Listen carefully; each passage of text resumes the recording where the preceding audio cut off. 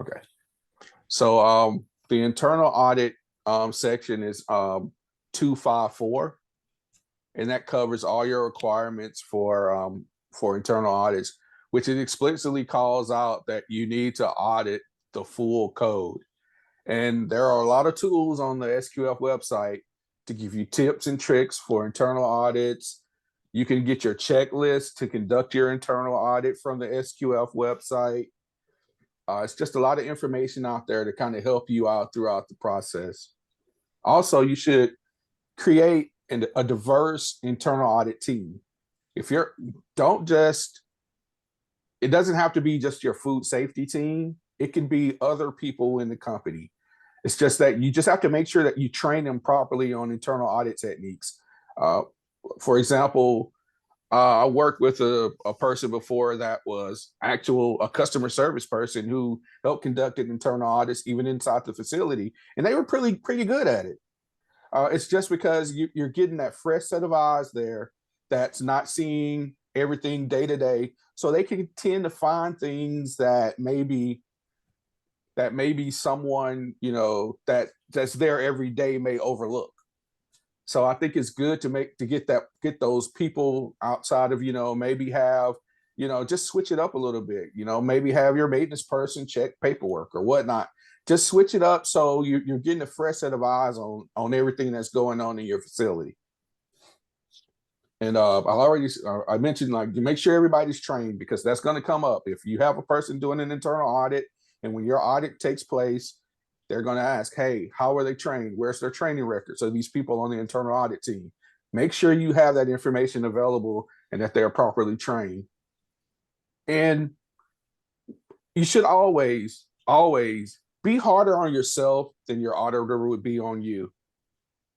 So make sure if you see something doing your internal audit, write it up as a nonconformance. It gives you a chance to go look through it, figure out what you need to do to fix it or prevent that problem from happening in the future. And you don't want to say, it's not that big of a deal, I'll just let it go. Then when you have your actual audit, it comes up as an issue because you didn't address it. So just make sure that when you're doing that and when you're having these audits, write it up.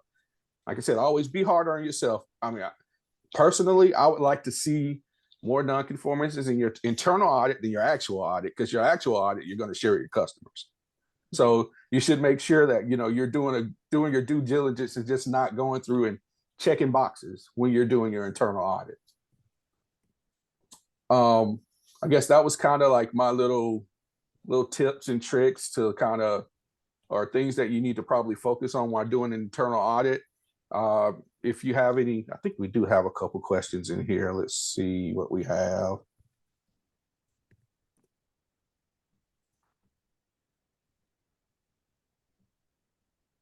Oh, how to document your internal audit. So I wanted to know, how would you suggest documenting internal audits? Is there a required format for document keeping? It's really up to you, but the easiest way is just to get the code. SQF has a checklist out on their website. You can go out there, get that, and use that as your baseline for your documents.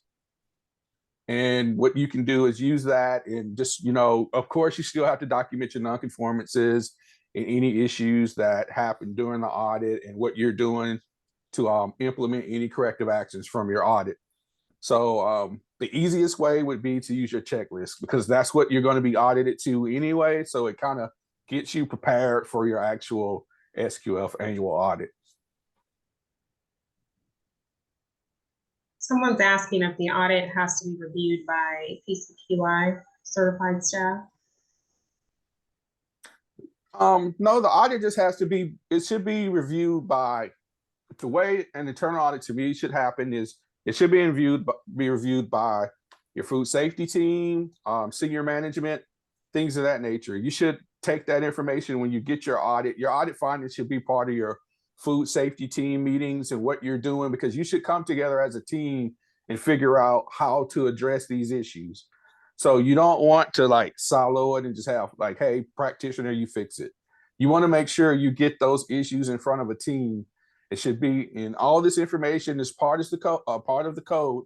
A practitioner is actually required to report to have meetings with senior management to discuss any issues. And part of that would be any internal audit findings. So you just want to make sure you're sharing it with everybody in the organization, and that you're making sure you have your food safety team, or maybe if you want it to be your internal audit team, if it's different, to address those issues. Because you just don't want one person to be that person that's actually resolving those nonconformances.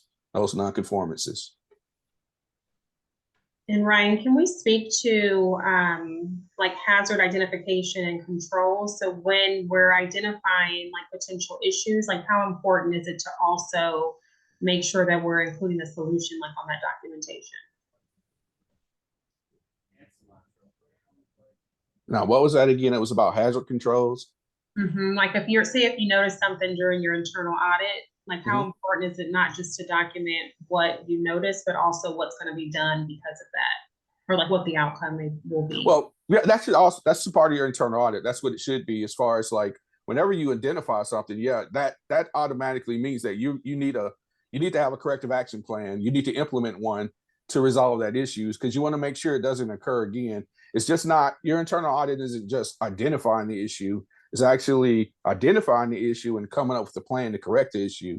Because if you just identify it, you don't do anything about it, it's probably going to more than likely come up in your audit, and you're going to get a nonconformance for it. And you would get one, because part of the requirements in SQF is to document those corrective and preventative actions. That's actually in the code, and that one's under 2543, where it says like regular inspections of the site and equipment planned and carried out, and take corrective and corrective preventative actions. So, and records of any internal audits and inspections and any corrective and preventive actions taken as a result of the internal audit shall be recorded.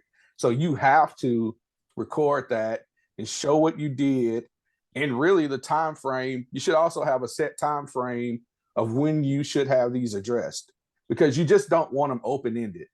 You know, if we come in to audit you, and you had let's say for instance, it's June now, and you had your internal audit in January, and we come in and we still see issues open from your internal audit, we're going to raise a flag and say, hey, why is it still open?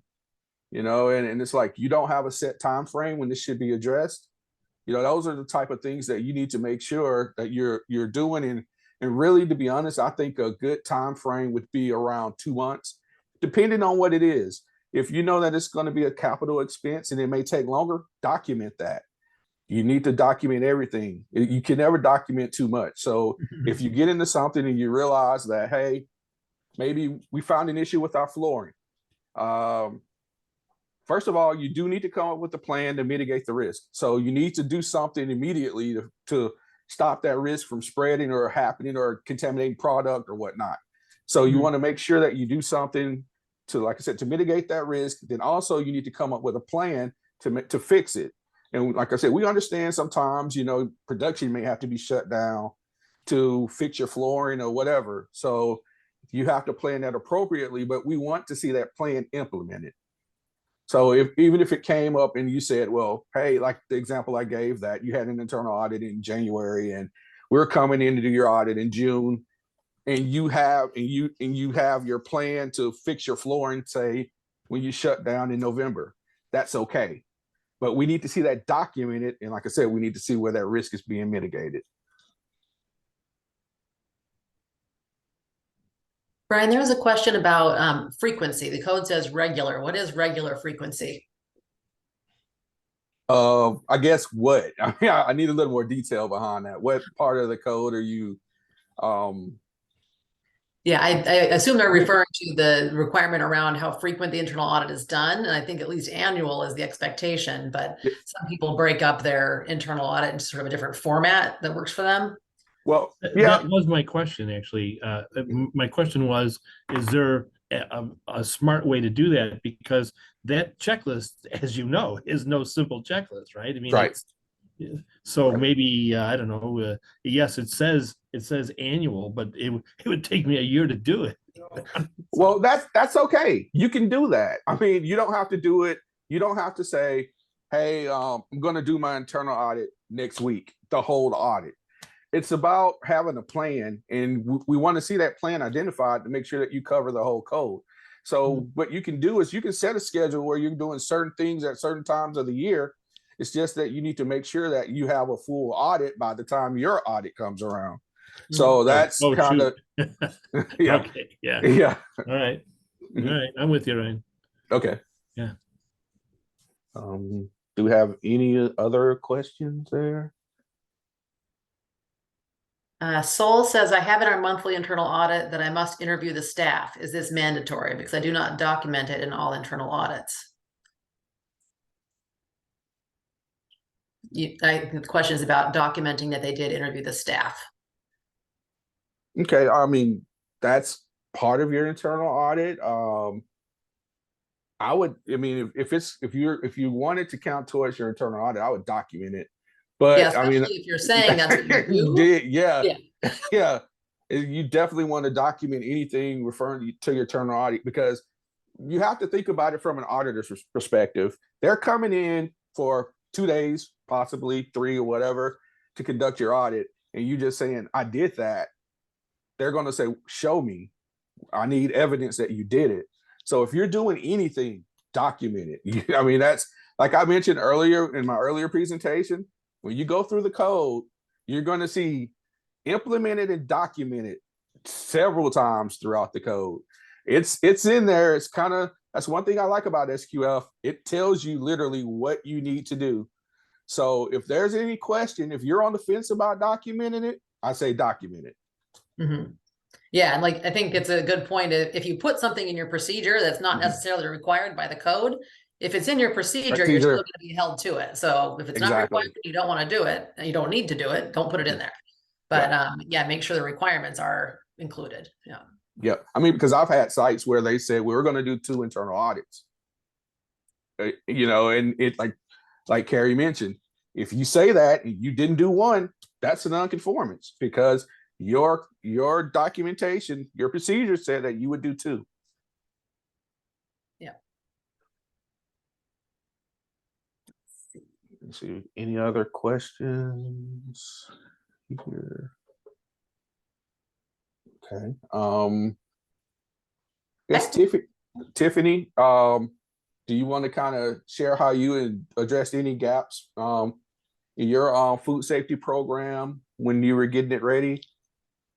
Yeah, so we engaged the University of Georgia. So as I mentioned earlier, things can get kind of pricey, right? So that's been a resource for us from testing, recipe development to safety plans, but just getting like an outside source involved to really help us identify like any gaps, right? So where are we now? Like, what are we honestly doing? And just being super granular with that. Like the simplest things, right? Where I may think, okay, we're cleaning this, or we're scooping from here, like just breaking every single thing down. Like just, I hate to say like dumbifying, right? But just like you want to just be so specific with your processes, because there can be any part of that process where you can potentially have some type of risk, right? Where something can contaminate the end product, or someone, it's just so easy to miss a step somewhere. So that was one of the major things that's been really helpful. And to your point earlier, right, just making sure it's like the what if, I call it, like you just constantly asking yourself, what if this, like a 5-year-old, like what if this happens, or what if that happens? And figuring out just different scenarios, right? Like worst case scenarios. If this happens, then what do we do? And just making sure that we've thought everything through to the best of our ability. And that those things have been reported. But UGA has been like a tremendous help for us thus far. And then just, you know, implementing those things, making sure that we're following, and that those that are in a management position are leading by example daily. Okay. I have a question for you here. Is what department at University of Georgia is helping you with your safety plan? So I'm more than happy to share that. It's the Department of Agriculture and Food Science. But yeah, if you want to shoot me like a message, an email or something like that, I can forward that information to you. I assume you're here in Georgia. Okay. I'll answer this one about we're seasonal and only operate for 16 weeks. Can we carry out internal audits of our system where we're not operating? I would say parts of it you can, but parts of it you can't, because you need to be in production and seeing what's going on and having that. It should operate like your audit. So you have to think about that. If you need to interview people, you need to make sure that people are trained and things of that nature. So it's parts of your internal audit you could do when you're not operating, but there are parts that you probably need to do when you're operating. So that's kind of a fine line, and that's something that you would probably need to kind of cater towards your business, because when an auditor comes in, you can't say, well, I didn't do it because we weren't operational. They're going to want to see that information from that internal audit. So it probably takes a lot of planning in you to conduct your internal audit. So yeah, but definitely parts of it could be done when you're not operating, parts of it can. So I guess that's kind of one of those, like we were saying earlier, it depends.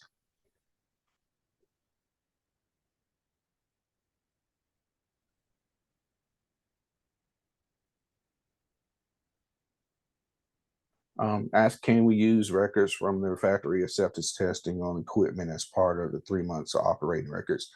You have to be operational in order to have an audit. So we need to see 3 months of production records. So we have to see the production records to get you for your initial certification. So I think are they talking about like a plant trial, like an initial plant trial production run?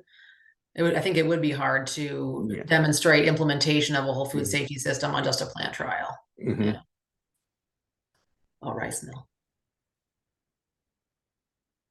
I mean, I suppose if you could, sorry, I'm interrupting here, Ryan. No, you're fine. No, you're fine. Go ahead. Go ahead. Yeah, if it's just one piece of equipment and just rice going through it, if all your procedures are observable during that period of time, sometimes factory acceptance testing can go on for a couple of weeks.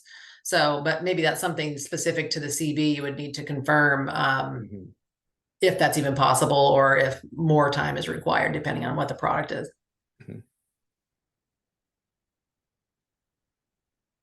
Yeah, but it is recommended at least 3 months of records, but it's not required. It is recommended, or really essentially to make sure that your food safety system is robust. It's for your own benefit. Yeah.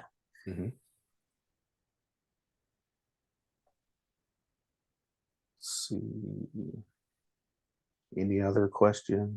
I just put a link in there for UGA's food science department. It can be a little bit difficult to navigate. So still, if you have any questions, I'm open to it, but I feel like that should get you in the right direction, whoever asked that question. Tiffani, I was going to ask you a question about your experience, if you have had this experience of being present when a regulator came in to do an inspection in your shared space, or maybe it was a co-man. Can you convey some of what you witnessed, or how were you involved in a regulatory inspection, what your experience was? Yeah, so those typically, for me personally, it's like on an annual basis, I would say, where they're dealing with me specific as the brand, right, for whatever we produce individually. But when someone comes in to take a look at the facility, usually they're checking things like, of course, right, like they mentioned, pest control, temperatures, cross-contamination is a big thing, making sure that there's proper sanitation and things of that nature that are set into place. I've had some people, sometimes I think they've even like calibrated like scales and things of that nature. So it just really varies, but those have been the things that I've witnessed. Yeah, I think somebody asked earlier about including other parts of the team in the internal audit, or being involved in the certification audit too. I think it's really valuable to get as many people as you can be involved in those experiences, because it just reinforces how important some of those practices are. And it's learning, because I think a lot of people get nervous and scared about, oh, what's the auditor going to say? But a really good auditor makes it a really great learning experience, and it's not, a combative experience.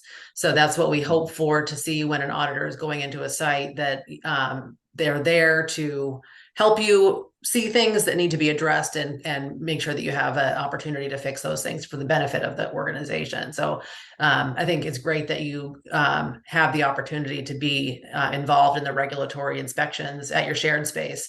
I was curious about that, whether or not the people who actually operate there get to see that kind of thing happen. So that's neat. Yeah, you do. And I think it just comes back to like the overseer, right? Or the owner, if it's that case, or management, because what I have noticed in shared facilities is that you do have limited control, right? So you're only over whatever is designated to you, whatever you're producing, and things that we've run into, right? Is like I have my staff, but another company may have staff and they're living la vida loca, right? They're doing whatever they want to do, and it's just kind of tough sometimes to make sure that your folks stay engaged, they stay aware, that they're following protocols. I think it's just so important, like you mentioned, to pull in folks when you can pull them in, and just start to make it a part of your culture, right? Like it's never a surprise. Like it's going to evolve, of course, but when you bring and onboard people, when you bring people into the organization or bring people on,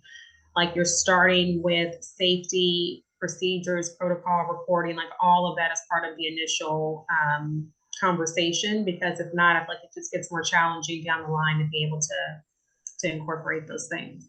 Yeah.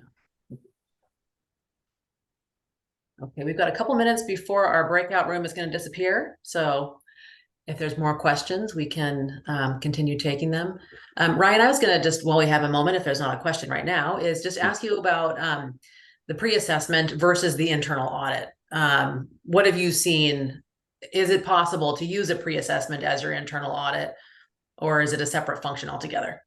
It's a separate function altogether, because we expect, if we come in to do a pre-assessment, we expect everything to be done, or if it hasn't been done, it'll be identified as a gap. It's not to say, hey, we're going to take this checklist and we're going to audit your facility. Here's your internal audit. You're good. It should be, I mean, you should have people that's a part of your company, I think, on the internal audit team. Even if you're using a consultant, I think you still need to have those people that are involved in the system, because it's your program. Regardless if you have a consultant or not, it's still your program. Because when it comes to you have a practitioner that has to be an employee of the company, and that backup that needs to be involved in that process, and they need to understand that process. So yeah, they're two totally separate activities. And I think really, personally, I would do my internal audit, my pre-assessment when I think I'm really ready, because it's just more that assurance to give you before you actually have your audit, to say, hey, I have everything in place. And like I mentioned before, it could be that you may say, I think my documentation is good, but I'm not sure about the facility, or vice versa. And also, I guess, to backtrack a little bit, a pre-assessment is typically 1 day. So your audit could be 2-3 days or whatnot. So you're not going to get everything fully captured with that pre-assessment anyway. That's why I say you have to cater that to what you need, and not, leave that up to the auditor or the CB. You should go in telling them that, hey, here's where I want you to focus. Right. So so you can get the most out of the situation. Yeah, I think it's good that you mentioned the consultant, because a consultant can tell you how to fix it. Like, okay, this is wrong. This is what you should do to fix it. But your auditor can't. So, okay, it looks like we're being asked to go back to the other room. Great discussion. Thanks, guys. Thank you. Ingredient manufacturing. So we do have a lot of sites that do spices. And then, of course, we have a lot of sites that use spices. So they do that hazard analysis on spices all the time, as well as their food fraud vulnerability assessment. All right, well, I see everybody coming back in. I'm going to hand it off to Carrie and let her finish us out. All right. We just had a great discussion in the other room. Something that we just landed on was talking about consultants versus auditors. And I'm not sure that we have more chat questions right now, but we do have time to take more questions. But in the meantime, while we wait for some to come in, Tammy, you want to speak to some of the problems you might have seen regarding auditors or companies expecting their auditor to be a consultant, and what the difference is? Right, exactly. So, we have about 600 auditors globally, and many of them have their own businesses. They also work for consulting businesses, and so they may be a consultant in addition to being an SQF auditor. However, they can't be both for you as a site. So if they're your consultant, they cannot be your auditor. And so our CB's certification bodies do a great job of, interviewing the auditors when they're getting assigned a site to determine if there's any conflict of interest. And if they've been your consultant at any time in the previous 2 years, they cannot be your auditor. So just be aware of that. But also I will say, when it comes to consultants, please check our website. We have a register where you can look up auditors. You can also look up SQF registered consultants. And so those are people that have met a minimum level of education, a minimum level of experience in SQF, and they also get registered by food sector category. So if you're we talked about spices. So if you're food sector category 19, food ingredients, and you want a consultant, please check our website because that means they've had SQF classes, they have experience in SQF, and find one that has food sector category 19 because that means they have experience in that. Just because because a consultant has our logo on their website does not mean they're registered with SQF to be an SQF consultant. Because I have consultants reach out to me all the time asking me technical questions because they have a client that they're trying to get SQF registered and they don't know the code. The consultant does not know the code. So check our website and make sure. Great. Okay. Any other questions? All right. Well, we are happy to take more of your questions offline after the fact. And we put in the chat some contact information, but also here. We look forward to hearing from you and hope to see you in some of our training courses. Please visit our website. Great training courses available, especially for getting started. There's a new risk bundle out there that tells you all about the system elements and how to manage your risk and implementing a food safety plan. And there's implementing SQF as well that helps you with all the details of getting started. It goes into more depth than we went through today. So thanks so much for joining us today. We hope you enjoyed it and learned some things that you can take action on right away to help improve your program. Like I said, please contact us. And I'd also just like to thank again, another round of applause for DNV, our headline sponsor here for this roundtable, and also for our supporting sponsors, the Hatchery of Chicago and Emerge CPG, both excellent resources for launching a new brand. I know they put their contact information in the chat, and I hope you were able to catch that. If not, please go visit their websites, and we're all looking forward to supporting you in your process. So thanks so much. Thanks for joining us today. Bye-bye.